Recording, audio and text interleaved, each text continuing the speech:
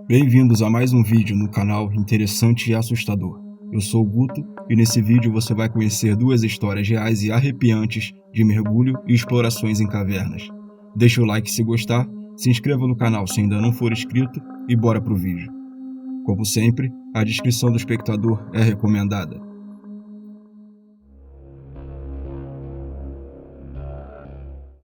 No dia 7 de abril de 2008, Michel, de 30 anos de idade, ligou para sua mãe para contar sobre como andava sua vida e falou sobre seus planos para o dia.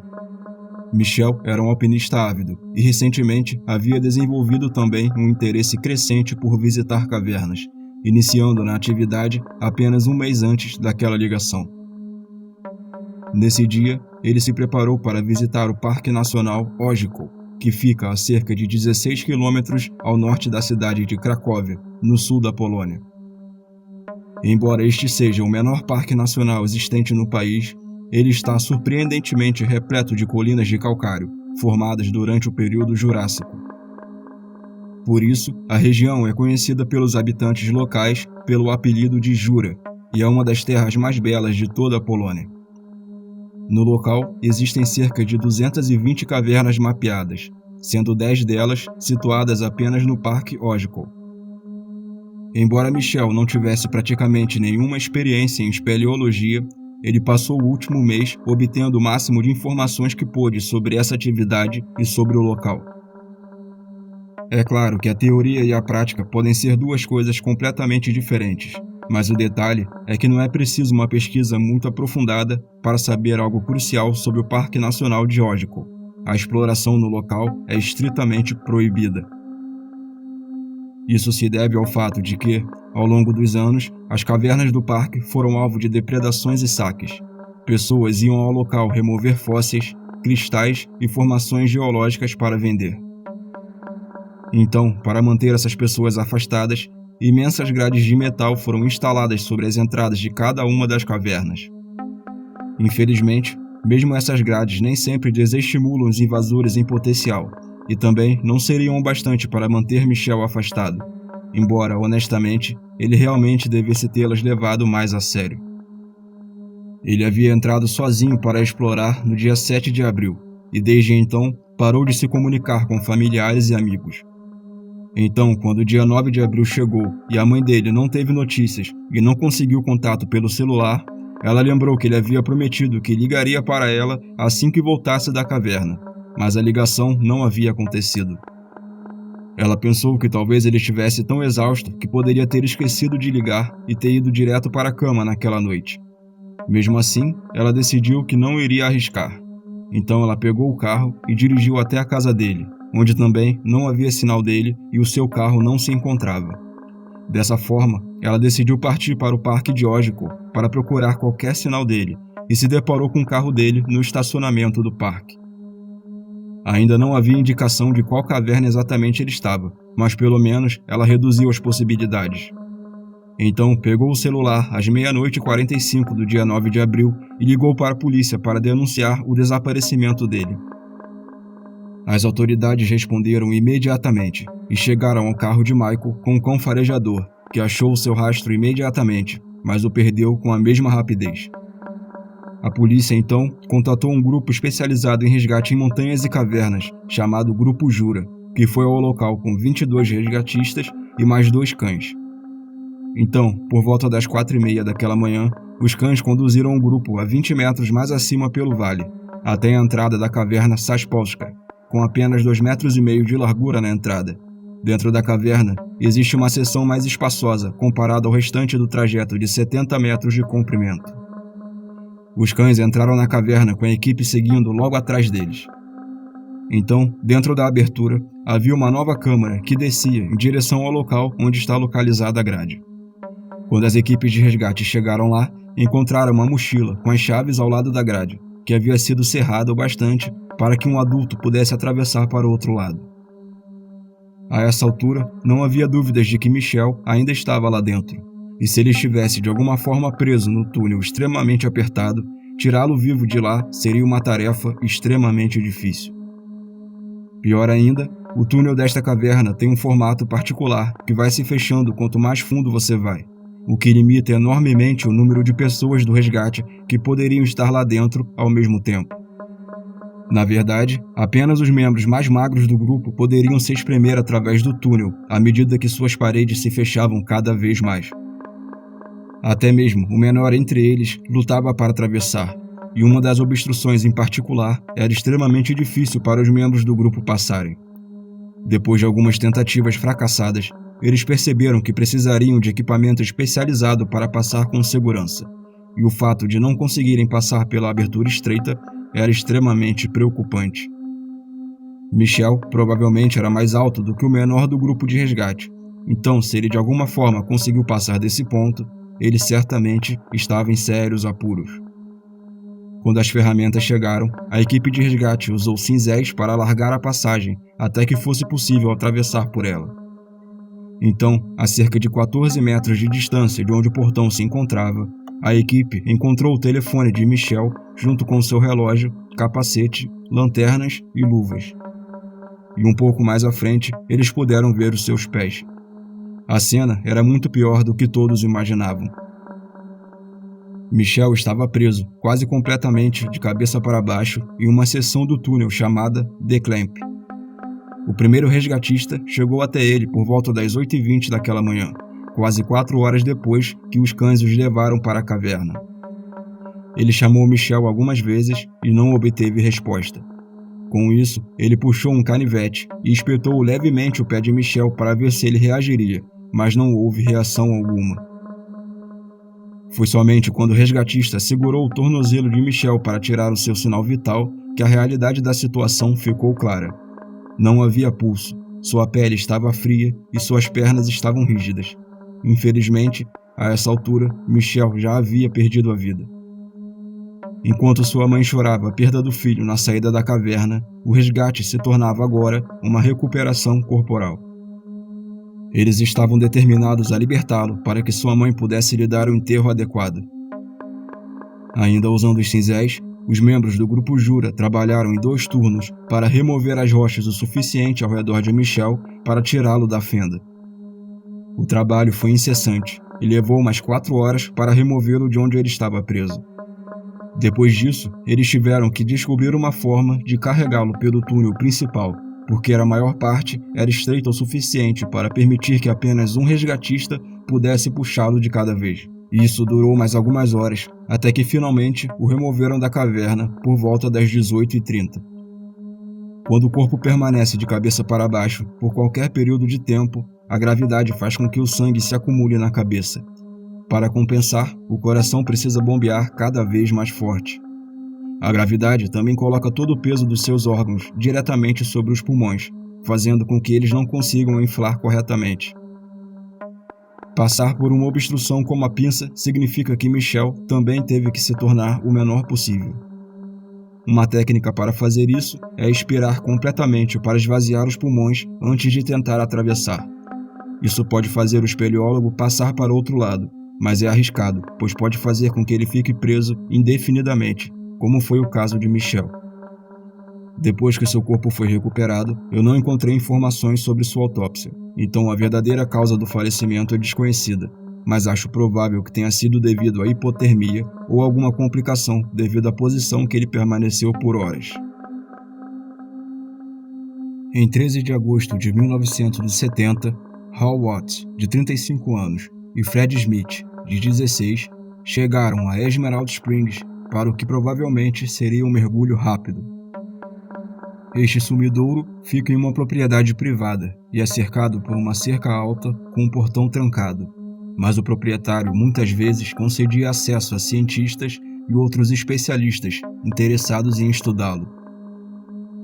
Hal e Fred não eram nenhum dos dois, mas Hal era a única outra pessoa que tinha permissão do dono para entrar, porque ele era o mergulhador mais conhecido de Orlando e amigo pessoal do dono.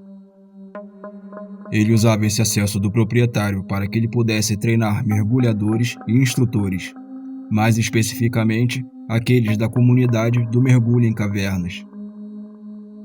Naquele dia, no entanto, eles não estavam lá para treinar, pois já tiveram uma sessão de treinos no dia anterior.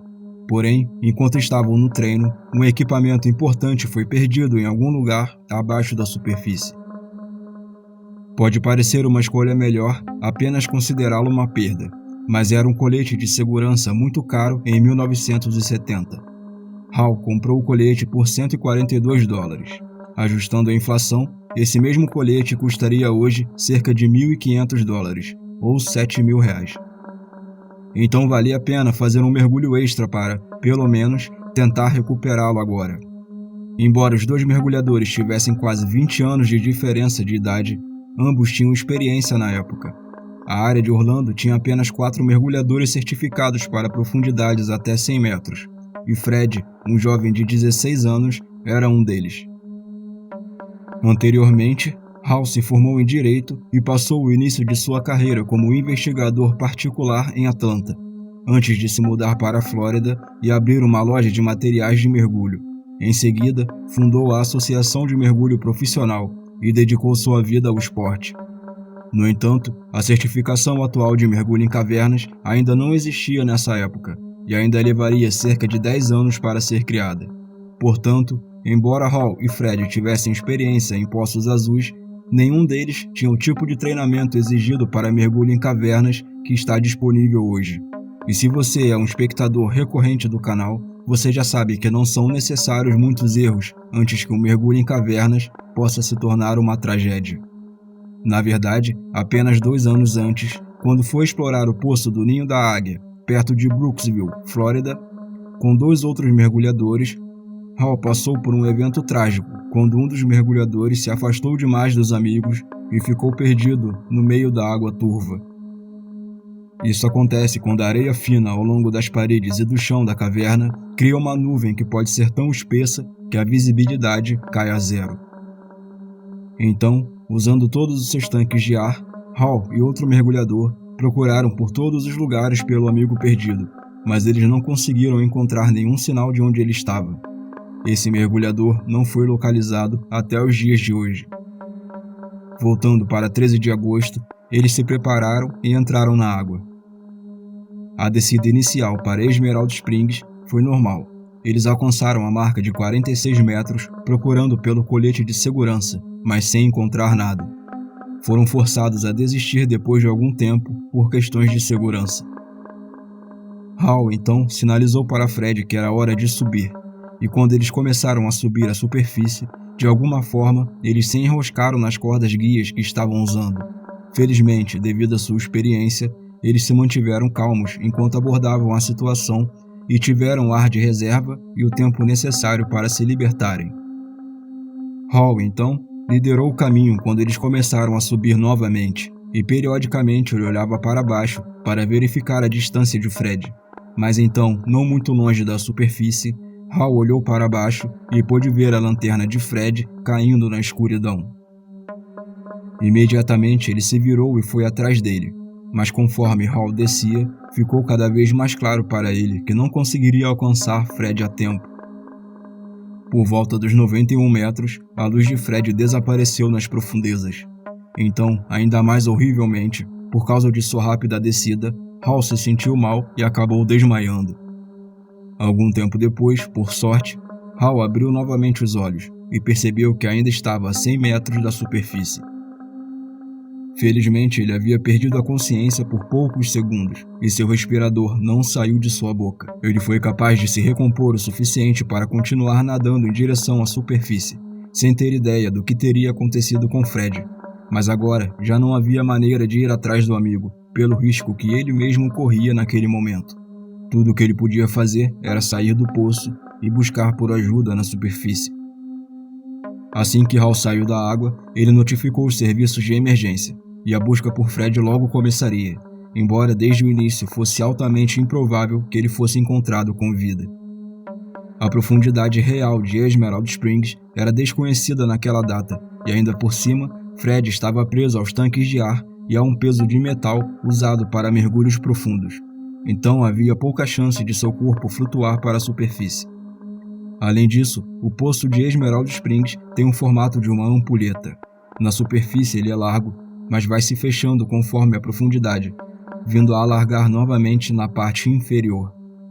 Mesmo que Fred viesse a flutuar, havia pouca chance que conseguisse passar pela parte estreita da ampulheta, mas obviamente, ainda assim, eles teriam que tentar recuperá-lo.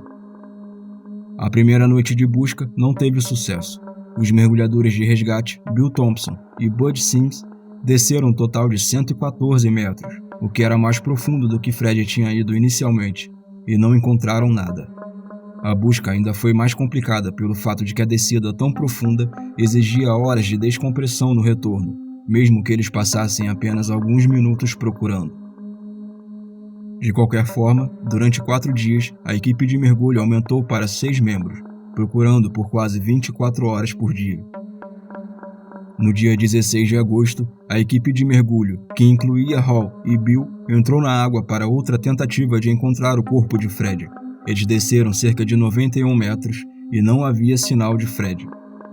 Quando eles começaram a subida, precisaram iniciar uma série de longas paradas de descompressão. Isso pode parecer um processo menos perigoso do que a descida, mas quando os mergulhadores ficam parados, esperando em profundidade, às vezes por horas, pode ser difícil manter a atenção no mergulho. Durante uma dessas longas paradas, nos 76 metros, a atenção do grupo foi atraída a uma explosão repentina de bolhas, misturando-se com uma nuvem de poeira ao seu lado. Assim como Fred alguns dias antes, Bud havia se enroscado nas cordas, mas isso o deixou em pânico imediato. Quando isso aconteceu, ele se debateu na água em uma tentativa desesperada de se libertar, mas só serviu para amarrá-lo cada vez mais. Aproximar-se de um mergulhador em pânico pode ser perigoso, mas Hall puxou a faca de mergulho e nadou até ele de qualquer maneira, então agarrou a corda e conseguiu cortá-la. Bud estava completamente livre, mas ainda em pânico, então os dois começaram a subir juntos, mas depois de apenas alguns metros foram parados por outro emaranhado. Hall cortou a corda novamente, mas quando olhou para trás, notou que Bud não estava mais com um regulador de ar em sua boca. Em vez disso, ele estava tentando respirar através do tubo conectado ao seu colete de segurança. Na verdade, ele estava tentando respirar diretamente sobre a saída de ar que existe no tanque.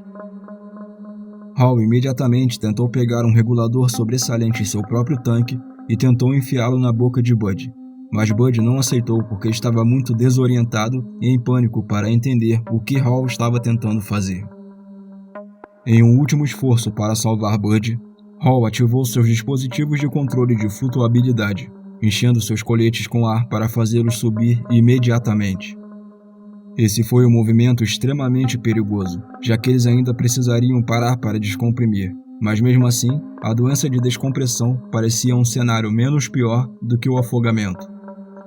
Perto da superfície, a água se tornou mais escura e turva, obscurecendo a visão de Hall de qualquer coisa acima deles. Eles haviam atingido uma saliência. Hall então sentiu algo segurando ele e puxando seu regulador para fora de sua boca. Agora era ele quem estava emaranhado nas cordas. Apesar disso, milagrosamente, Hall conseguiu manter sua calma durante toda essa provação, e em pouco tempo ele se libertou das cordas e emergiu do poço de Emerald Springs. Ao romper a superfície da água, ele tinha certeza que logo veria seu amigo Bud surgindo também, mas ele não estava lá. Antes que pudesse pensar, começou a sentir uma dor agonizante e um enjoo severo, devido à descompressão que sofrera, e logo se tornou insuportável. Hall estava a uma profundidade de 91 metros e em menos de 10 minutos atingiu a superfície. Essa situação requeria ao menos 2 paradas de descompressão.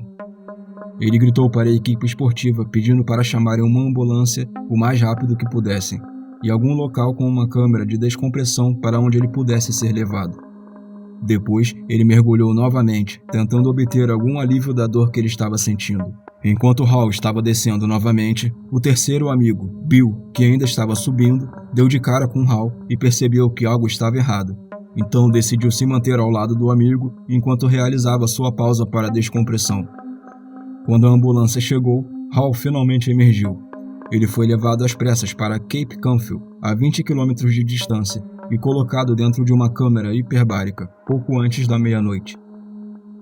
Finalmente, por volta das 6 da manhã, ele estava totalmente descomprimido e a caminho do hospital, onde se recuperaria totalmente após alguns dias. Hall havia se envolvido em 2 trágicos acidentes de mergulho no poço de Emerald Springs. Os corpos de Fred e Bud nunca foram encontrados, então a causa exata do falecimento deles é desconhecida. Acredita-se que Fred e Bud estavam sofrendo de algum grau de narcose por nitrogênio. Isso pode ter causado o desmaio de Fred e o pânico de Bud, levando finalmente os dois a se afogarem. Nas semanas que se seguiram, a polícia precisaria ser chamada várias vezes, pois as pessoas invadiam a propriedade para ver onde tudo aconteceu. Alguns pularam a cerca e outros até entraram na água. Os acidentes que vitimaram Fred e Bud já eram mais do que suficientes para que os proprietários e as autoridades proibissem estritamente qualquer pessoa de entrar no poço de Emerald Springs novamente. Atualmente, Hall está se aproximando dos 90 anos de idade e é visto como uma lenda viva na comunidade do mergulho em cavernas. Antes de terminar, eu só quero agradecer pelos 2.000 inscritos e por todo o apoio que vocês têm dado ao meu canal. Se você quiser me ajudar a continuar fazendo vídeos sobre histórias reais, você pode assinar o canal ou patrocinar através do Pix. Mas se você não puder, basta deixar o like e se inscrever. Mais uma vez, muito obrigado por assistir e eu espero ver você no próximo.